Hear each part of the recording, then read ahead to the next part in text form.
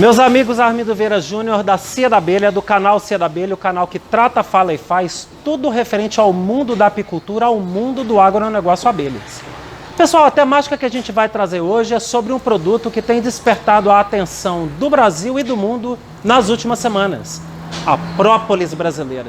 Tanto a própolis verde, quanto a vermelha, quanto a própolis marrom, a própolis escura. De repente, parece que todo mundo voltou os olhos para a nossa própolis brasileira.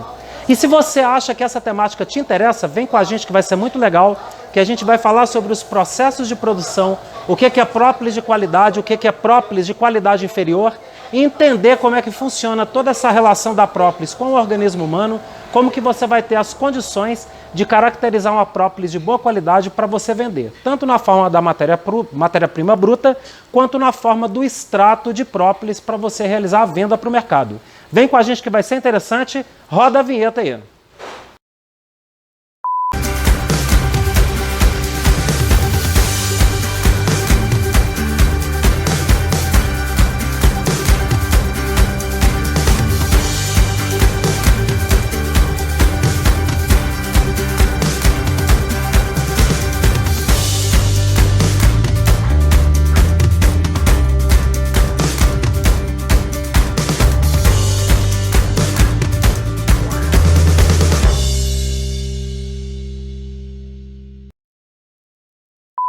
Pessoal, a própolis brasileira, ela surgiu no mercado enquanto um produto de valor comercial no final dos anos 80, né? No final dos anos 80, ela começou a ter um impulso muito grande na exportação dela para os países asiáticos. Nos anos 80, o Brasil ele sediou uma Apimôndia. A Apimôndia é o Congresso Mundial de Apicultura. Ele aconteceu no Rio de Janeiro e reuniu mais de 5.000 apicultores, donos de empresa, pesquisadores do mundo inteiro, reuniram no Rio de Janeiro, onde tiveram a oportunidade de tomar contato com a apicultura brasileira. E ali, praticamente, eles foram apresentados à própolis brasileira.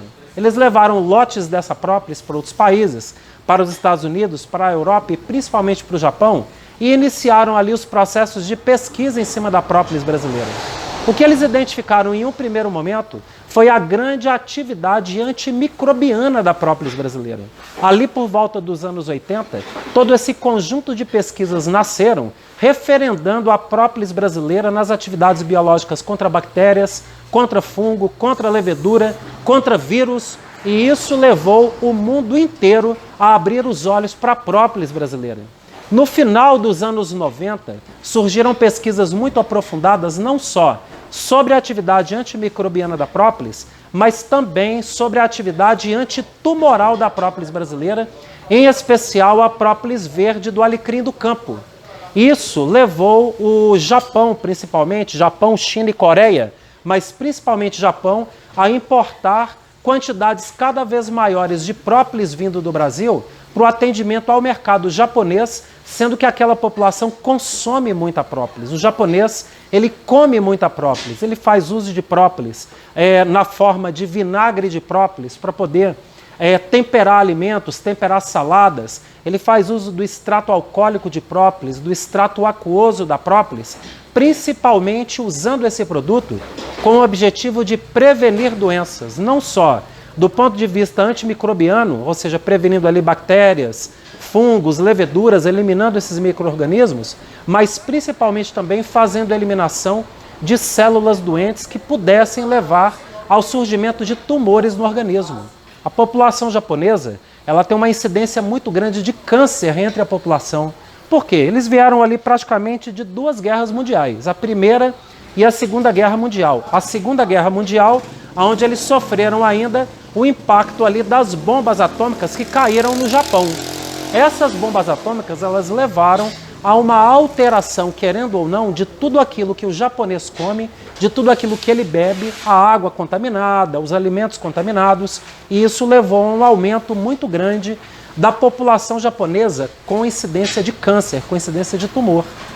E querendo ou não, a população japonesa, desde então, ela vem procurando e sempre pesquisa em todo o mundo produtos e alimentos que possam levar a uma redução desse processo tumoral e também dos processos infecciosos. A gente não pode negar que todo processo infeccioso ele sempre é acompanhado de algum tipo de infecção, uma infecção pulmonar, uma infecção renal, uma infecção do fígado, uma infecção dos sistemas orgânicos diversos. Então, o uso da própolis ele entrou no consumo da população japonesa no sentido de reduzir esses processos inflamatórios e também otimizar o processo de proteção, de defesa, de prevenção dos surgimentos dos tumores junto à população japonesa. Para ver de perto esse interesse dos japoneses na própolis verde, vamos sair do Brasil e ir até o outro lado do mundo.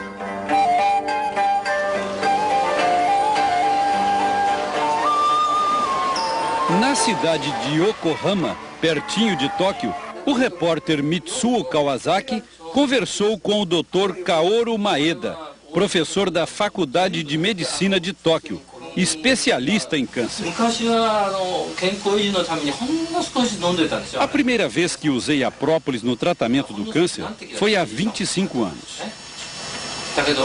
Nós tínhamos vários pacientes sendo submetidos ao tratamento de quimioterapia. Receitamos própolis a apenas 2 deles. E, para nossa surpresa, só os 2 pacientes que tomaram a própolis não apresentaram os efeitos colaterais comuns da quimioterapia, como queda de cabelo e perda de resistência do organismo. Mas nós não receitamos de qualquer jeito. Antes, fazemos o teste de ressonância molecular e entramos com uma dieta alimentar para aumentar a resistência imunológica do paciente. É nessa dieta que entra a própolis verde. Ela não é remédio, mas se você me perguntar onde ela age, eu vou dizer que ela ataca as células do câncer e mata as bactérias e vírus que aparecem junto com os tumores. Com esse método, nós tratamos de vários tipos diferentes de câncer e conseguimos a cura de mais de 90% dos casos. Aos pés do Monte Fuji, na província de Yamanashi, na região central do Japão, vive o professor Hirofumi Naito, membro da Sociedade Japonesa de Apiterapia, ciência que usa os produtos das abelhas na cura de doenças. Além da própolis, o professor Naito usa veneno de abelha. Ele tira o ferrão que vem junto com uma bolsinha de veneno e faz a acupuntura em todo o corpo do paciente. O Dr. Naito nos ajudou a entender melhor por que os ácidos do grupo dos terpenos, presentes na própolis verde do alecrim, combatem o câncer. Ele explica que de uns 15 anos para cá, a causa de várias doenças dos seres humanos tem sido atribuída à oxidação das células. E cita como exemplo o câncer de estômago e de fígado. Muitos produtos naturais são eficientes no combate aos radicais livres, que causam essas oxidações das células, diz ele. São os chamados antioxidantes. Mas nenhum deles, até agora, mostrou maior eficiência que a própolis verde. O seu Shuzo Asumasa é um dos pacientes do professor Naito. Ele diz que tem câncer de próstata e que a própolis tem ajudado muito seu organismo a resistir ao tratamento quimioterápico. Estou me sentindo bem, diz ele. Até agora nem perdi os cabelos. A senhora Setsuko Kobayashi é fã incondicional da própolis brasileira. Ela diz que toma 2 cápsulas por dia para um tratamento de asma. Estou ótima, diz ela. E acrescenta que várias pessoas de sua família fazem uso da própolis brasileira para combater outro mal, o envelhecimento precoce. Ali por volta do final dos anos 90, surgiu em Minas a fundação da CONAP, a Cooperativa Nacional de Apicultura. E ali foi fomentado a exportação legal da própolis do Brasil. Até então, a própolis que saía do Brasil, ela saía com uma documentação de venda de cera de abelha. Então ali, meados ali de 94, 95, 96, o grosso de própolis que saiu do Brasil saiu com documentação de cera de abelhas. Quando foi fundada a CONAP, que ela deteve por vários anos, praticamente, a exclusividade de exportação de própolis para o Japão, ali que as documentações de exportação saíram na forma de própolis. E claro, toda a própolis brasileira, principalmente a verde do alecrim do campo, ela tomou rumo em praticamente laboratórios do mundo inteiro, universidades do mundo inteiro, que passaram a pesquisar a própolis verde do alecrim do campo, a própolis verde de Minas Gerais, no combate não só a micro-organismos, como também processos tumorais diversos. A conversar com o exportador César Ramos Júnior, que há 16 anos vende uma outra própolis, a verde, para esses compradores. O que os japoneses fazem com a própolis vermelha? Ainda está em estudo, né? Na verdade, eles estão levando essa própolis para lá e ainda não se sabe o que eles vão produzir. Não sabemos o que vai ser produzido. E na verdade ainda são em escala muito pequena. Vamos se dizer que hoje ainda é em escala a nível de pesquisa. E os japoneses estão mais avançados do que os pesquisadores brasileiros? Acredito que não. Pelo menos pela forma que eles se comportam, acho que não. Meados do início dos anos 90, um professor da Unicamp, o professor Yong-Won Park, professor Park da Unicamp, do Departamento de Alimentos, Departamento de Nutrição da Unicamp, ele fez pesquisas com grupos de própolis brasileira, onde ele reuniu grupos dessas própolis do Brasil inteiro e começou a reunir essas própolis de acordo com as substâncias químicas presentes nela.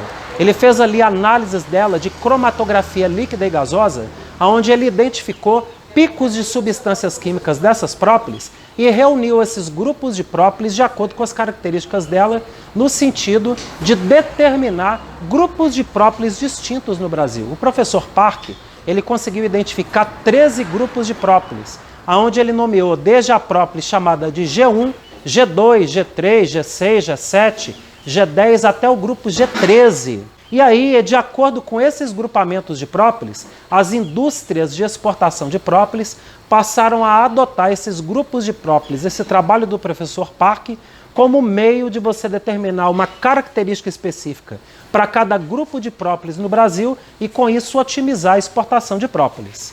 Esse trabalho do professor Park, ele conseguiu identificar alguns grupos de própolis que chamaram bastante a atenção no que diz respeito à atividade biológica deles. Um desses grupos, logicamente, é a própolis verde do alecrim do campo, que é produzida basicamente no centro-sul de Minas, na região da Serra do Mar, no estado de São Paulo, adentrando ainda o norte do estado do Paraná.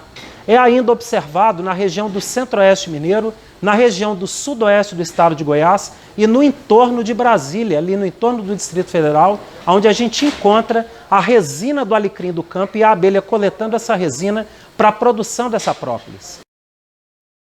Zé Francisco, mostra para a turma aqui o que é o alecrim do campo, que muita gente não conhece, né? Chega perto dele aí para mostrar para a turma. Aqui, ó. Esse é o famoso alecrim do campo, que produz a nossa própolis verde. Olha aqui os brotinhos. É pena que não tem abelha. Tem uma abelha aqui. Tem uma abelha aí? Rapaz, tem abelha visitando ali, ó. Tem uma abelha aqui sim, Júnior. Olha lá na pontinha ali, ó. Vai dar pra pegar. Deixa eu ver se eu pegar. Dá pra pegar. Falei que não tinha, mas tem, olha pra você ver. Vai dar pra pegar. Aí tem duas, a outra saiu. Tem duas.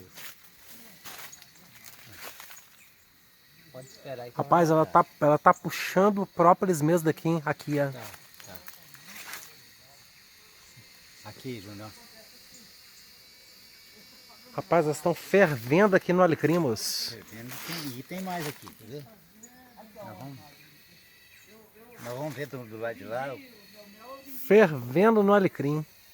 Aqui, ó. Aqui, ó. Aqui, Júnior. Vê se você pega aqui, ó. Aqui, ó. Ah, aqui eu tô pegando. Pegou. Olha ela mordendo o alecrim.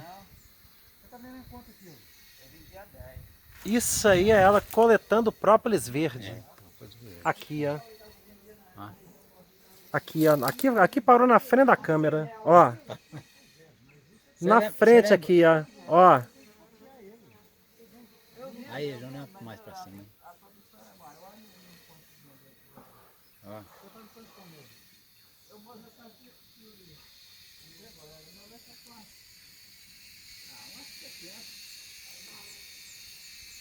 Lindo demais, né, cara? É.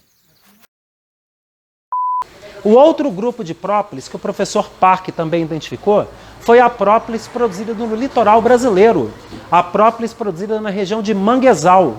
Ele identificou essa própolis como vindo de uma planta chamada rabo de bugio, que recebe o nome científico de Dalbergia castophilum. Ele observou a visitação das abelhas no rabo de bugio desde a foz do Rio Doce, no norte do Espírito Santo, até o delta do Parnaíba, no Piauí.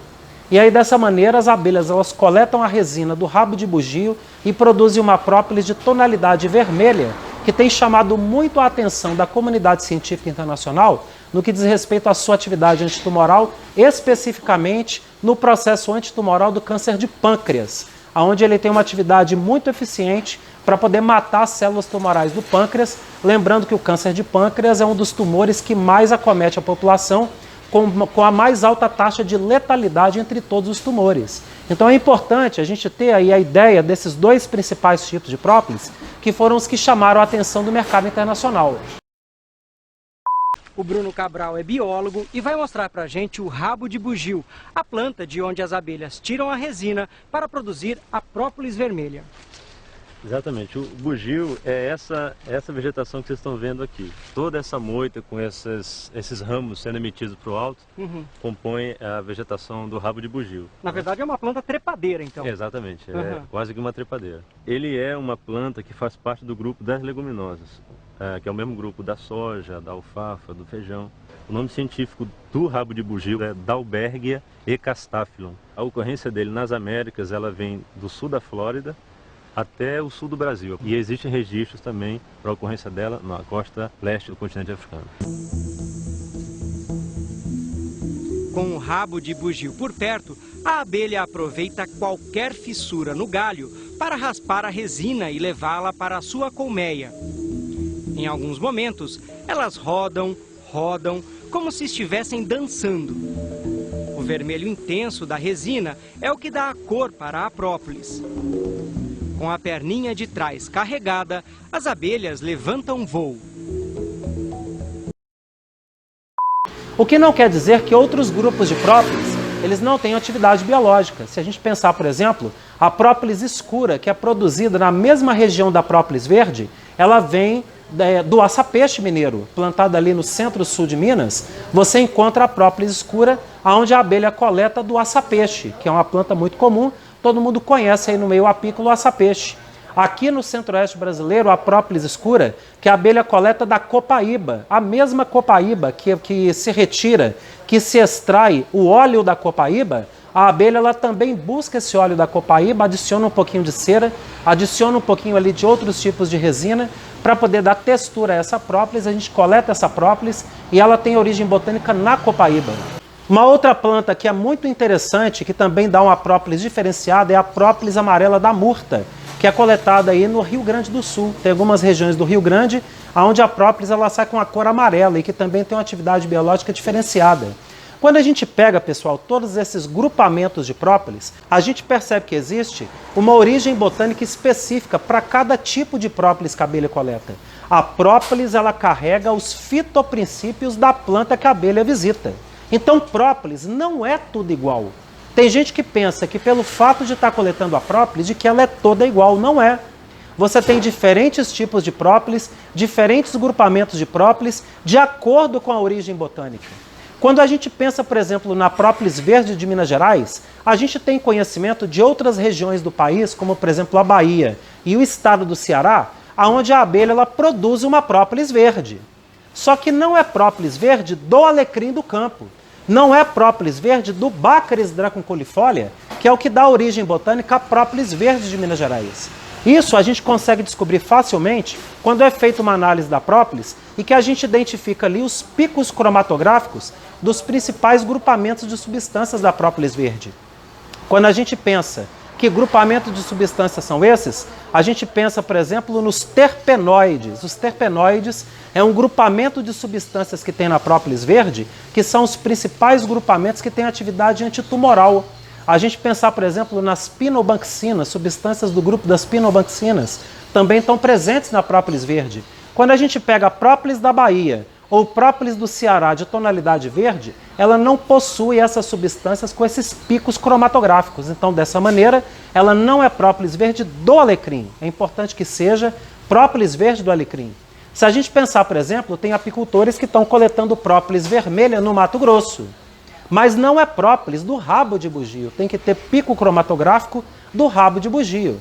Então não basta a própolis ser verde, tem que ser verde do alecrim do campo, tem que ser vermelha do rabo de bugio, tem que ser escura da copaíba, tem que ser a própolis marrom do sul do Brasil, vindo das vegetações de pinheirais do sul do Brasil. Então cada própolis, ela carrega os fitoprincípios da planta que a abelha visita. De maneira geral, a própolis brasileira, até aquelas que ainda não têm identificação de origem botânica, elas possuem uma atividade antimicrobiana muito elevada, muito boa. Os grupos de própolis todos do Brasil, todos eles, em sua ampla maioria, têm atividade antimicrobiana contra bactérias, contra fungos, contra leveduras, contra vírus, contra outros tipos de micro-organismo, e a própolis ela vai ter atividade matando aqueles micro-organismos, ou seja, elas conferem uma proteção muito boa ao organismo humano.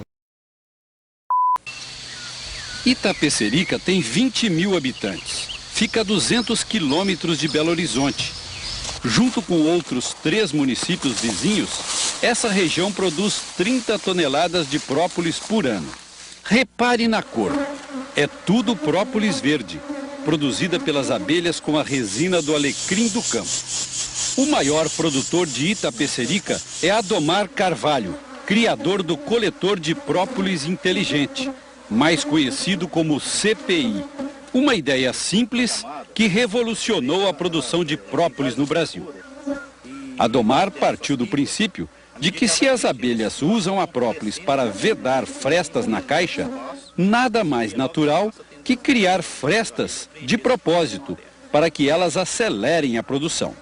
No sistema antigo, os produtores conseguiam, no máximo, 25 gramas de própolis por mês de cada colmeia, raspando aqui e ali nas frestas das caixas. Com a CPI, se consegue 350 gramas por caixa por mês, quase 14 vezes mais. Por essa razão, o sistema é usado por todos os produtores de própolis do Brasil. A CPI é, na verdade, uma melgueira, que produz própolis nas aberturas laterais e mel nos quadros. Mas a maioria dos produtores daqui aproveita só a própolis e deixa todo o mel para a alimentação das abelhas. Adomar, por exemplo, tem 300 colmeias e produz quase 500 quilos de própolis por ano. Você não produz nada de mel? Nada, nada? As minhas colmeias são hoje todas elas direcionadas para a produção de própolis. Por isso que tem uma grande produção de própolis. Porque quando há uma grande produção de mel, a produção de própolis cai. Se tem pouca produção de mel, a tendência da produção de própolis é maior. Um ponto que é importante na hora do apicultor ele partir para um processo de produção de própolis é ele sempre buscar o processo de produção de própolis utilizando os coletores de própolis. Os coletores de própolis são sistemas de ripas que são colocados na melgueira, ripas ou então sistemas de refis que são colocados nas melgueiras ou sobre ninhos, aonde é feita propositalmente uma abertura na lateral da colmeia para forçar a abelha a fechar aquela abertura com própolis. Própolis, a gente não pode esquecer, é o meio que a abelha busca no sentido de defender, de proteger a colmeia a partir da produção de própolis. Então, quando você coloca esse coletor de própolis, a abelha ela vai ter uma tendência a depositar própolis naquela ranhura que foi propositalmente criada na colmeia. Então é importante que você utilize os coletores. Os coletores principais é o coletor de própolis inteligente, que foi desenvolvido lá no início dos anos 80 pelo apicultor Adomar Carvalho, da cidade de Itapecerica, em Minas Gerais. Ele foi praticamente a pessoa que desenvolveu o sistema do coletor. Depois, claro, ele já foi modernizado, aperfeiçoado por outros apicultores, mas ele é que foi o pioneiro no desenvolvimento do sistema do coletor de própolis inteligente. E é o sistema que a gente também utiliza nas nossas colmeias e que a gente orienta os apicultores a utilizarem. Você vai instalar esses coletores nas melgueiras, no ninho não, vai ter o ninho e dali para frente você vai ter as melgueiras onde você vai colocar os coletores. Esses coletores eles têm que estar cheios de mel, ou do mel natural floral, ou de um mel que você deu para a abelha artificialmente, através de alimentação. Aquele mel não vai ser colhido. O mel que está nas melgueiras, ele não é colhido. O mel ele permanece todo o tempo dentro daquelas melgueiras. A abelha ela vai ter uma tendência a encher todas as ranhuras de própolis com o objetivo de proteger o mel que está dentro das melgueiras. Se você tira o mel, ela vai proteger o quê? Se você tira os favos, ela vai proteger o quê? Se você tira o mel, centrifuga o mel, volta os favos vazios, que interesse que ela vai ter de encher todas aquelas ranhuras de própolis se você tirou o mel? Então é fundamental que você mantenha o mel nas melgueiras para você alcançar um processo bom de produção de própolis. Ah, Armindo, mas eu não tenho os coletores de própolis, como que eu posso fazer? Pega uma ripinha de meio centímetro de tamanho e coloca entre o ninho e as melgueiras. Coloca também entre as melgueiras, 2, 3, 4 melgueiras, coloca uma ripinha de meio centímetro que a abelha vai ter a tendência de encher toda aquela ranhura de própolis. A quantidade de própolis que ela vai produzir não é tão alta, né? Com sistemas aí de ripas.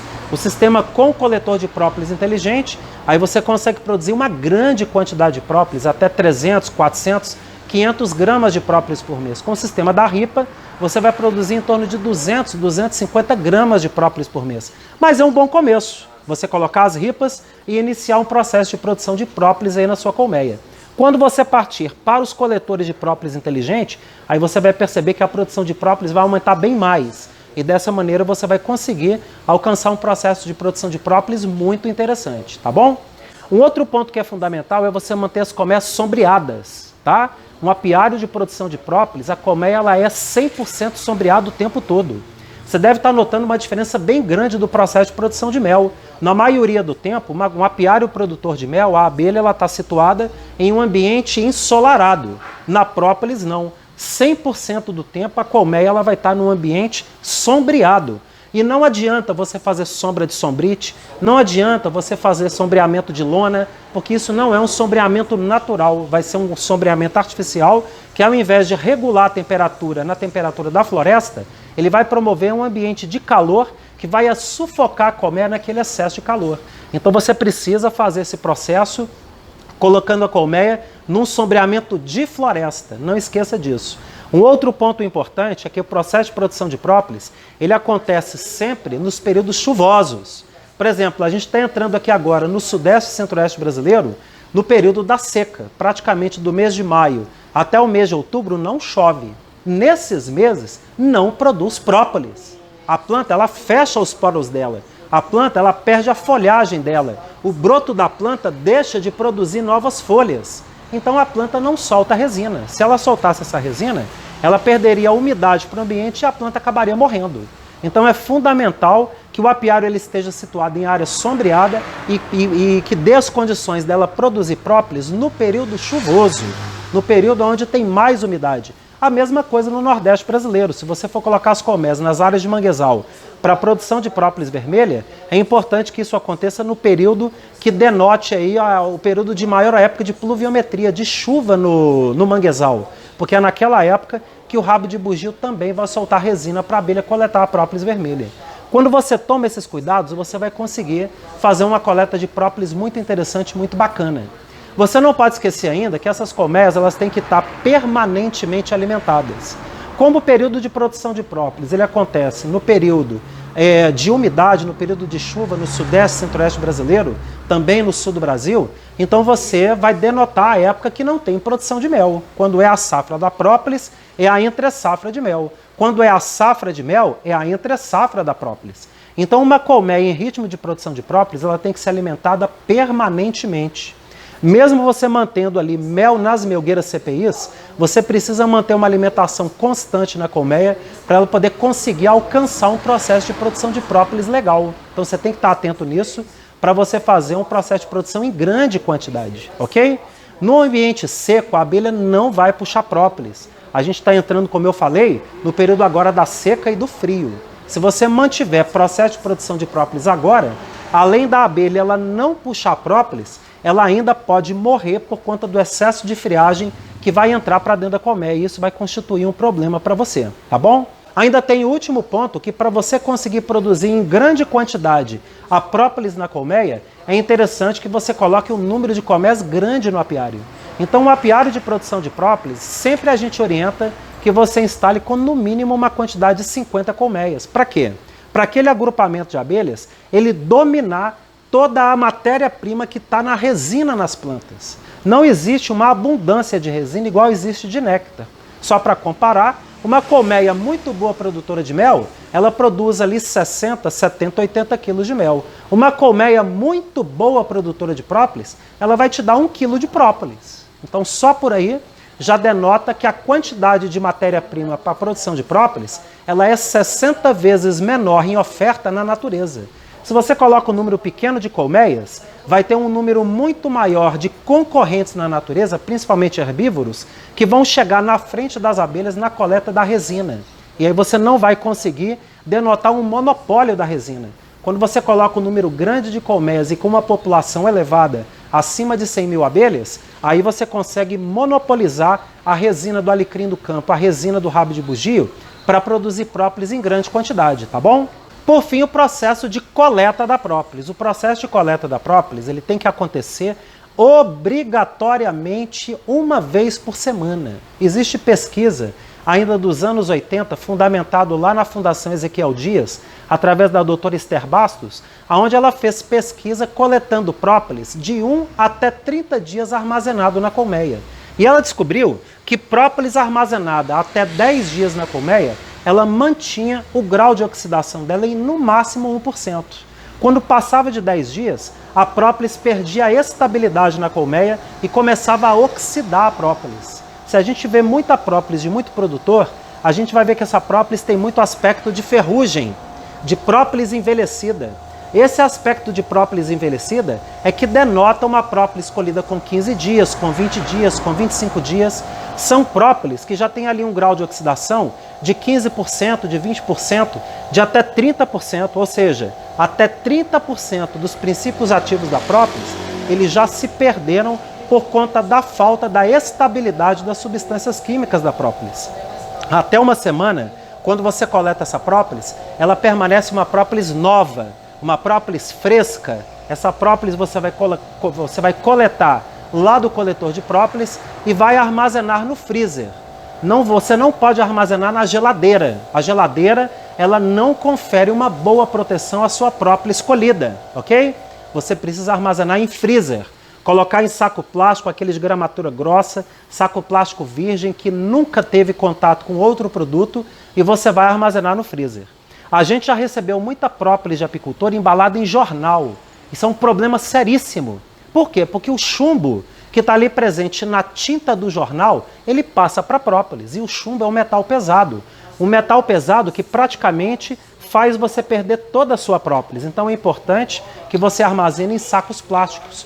Você também deve ter o cuidado de não armazenar em caixas de papelão. Quando você armazena sua própolis colhida em caixas de papelão, a caixa de papelão, querendo ou não, a maioria deles vem de refugos de papel de lixo reciclado, de papel reciclado. E ali substâncias químicas do papel reciclado vão passar para a própolis e vão caracterizar o quê? Um produto também contaminado. Então você, apicultor, tem que ter esses cuidados na hora que você proceder aí o processo de produção da própolis e armazenamento da mesma, tá bom? Quando você coleta a própolis, você vai coletar dentro de bandejas apropriadas. Aqui a gente tem aqui um lote de própolis, vou mostrar aqui para vocês, ó. Uma própolis com a tonalidade, inclusive, bastante esverdeada, tá? É uma própolis colhida com 7 dias. Muito bonita a própolis, muito boa a própolis. E essa própolis, ela é colocada nesses vasilhames, igual eu estou mostrando para vocês. É aqui, ó. Quando você termina a coleta, esse vasilhame, ele vai ficar ali no ambiente de varanda por 24 horas. Você não pode esquecer que a própolis ela sai da colmeia muito fresca, muito molhada. E se você não deixar ela no ambiente arejado, para poder perder aquele excesso de umidade dela, ela pode formar fungo e contaminar com fungo. Então você vai ter o cuidado de deixar ela no ambiente arejado, no ambiente de bastante ventilação por 24 horas, antes de levar ao freezer. Depois que você levou ao freezer, tira o máximo de ar do saquinho, fecha bem a boca do saco e guarda no freezer 5 graus negativos. Você fazendo isso, você vai estar ali protegendo e conservando as substâncias químicas que estão presentes na própolis e que fazem do produto esse produto diferenciado na hora do consumo humano, tá bom?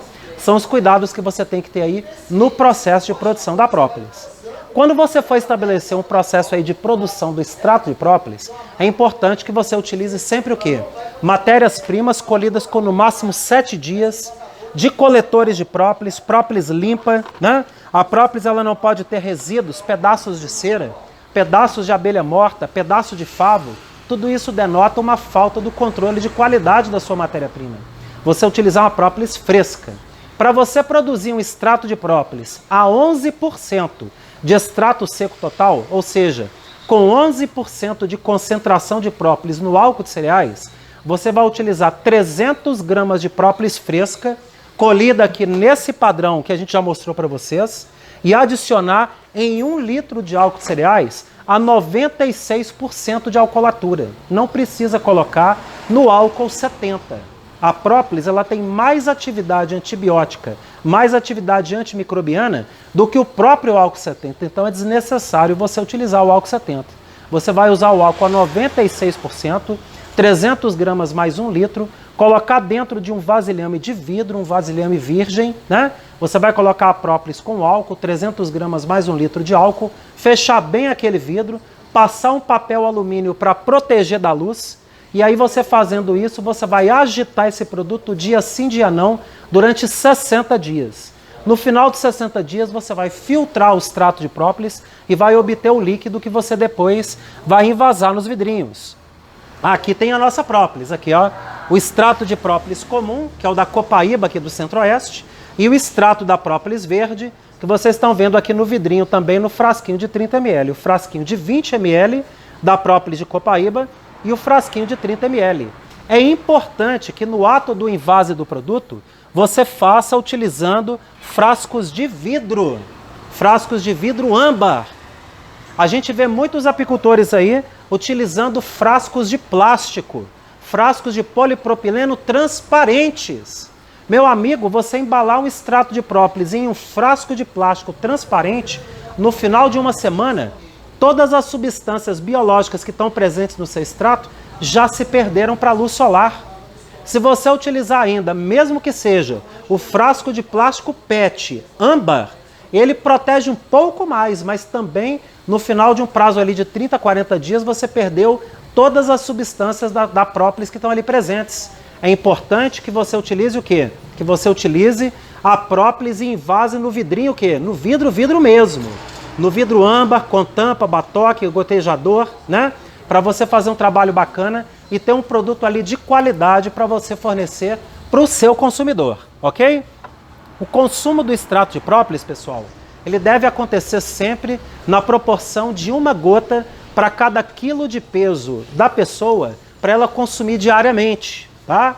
Se a pessoa pesar, por exemplo, 50 quilos, ela vai tomar 50 gotas. Se ela pesar 80 quilos, ela vai tomar 80 gotas. Se ela pesar 30 quilos, ela vai tomar 30 gotas. Se for uma criança que está com infecção de garganta, ela pesa ali 10, 15 quilos, ela vai tomar 10, 15 gotas. 1 gota para cada quilo de peso. Sempre misturando na água, no suco ou no café. Só tem um produto que você não mistura extrato de própolis de jeito nenhum. Você nunca mistura extrato de própolis no leite, porque o leite, ele inverte a quiralidade das substâncias químicas presentes na própolis, inativando as substâncias químicas da própolis. Então, leite, você não vai misturar própolis de jeito nenhum. Se você tomar própolis, inclusive na água, não toma leite logo em seguida não. Tem gente que toma própolis e depois toma copada de leite, perdeu a própolis. Você deu própolis para a criança, logo depois tem muita mãe que dá mamadeira para a criança, perdeu a própolis, não dá para dar, tá? Então você precisa dar na água, no suco ou no café, nunca no leite. Uma outra dúvida que principalmente mães têm muito grande é com relação ao extrato alcoólico e o extrato aquoso que é macerado na água. O extrato aquoso, meus amigos, que é macerado na água, ele não tem atividade antimicrobiana contra bactérias, fungos e leveduras. Ele vai ter apenas a atividade antioxidante de sequestrar radical livre. Então é importante, fundamental, que você utilize o extrato alcoólico para ter uma atividade biológica boa.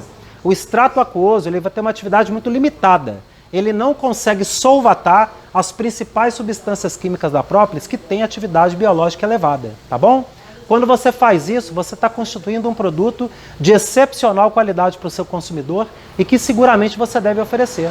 A gente está falando de um produto onde recentemente, em uma universidade do exterior, ela conseguiu identificar que os flavonoides que estão presentes na própolis, eles conseguem inativar determinadas sinapses que o coronavírus realiza com células humanas. Isso não está ainda totalmente validado, totalmente garantido, mas já se sabe que a própolis ela intervém em alguns processos de metabolismo do coronavírus no organismo.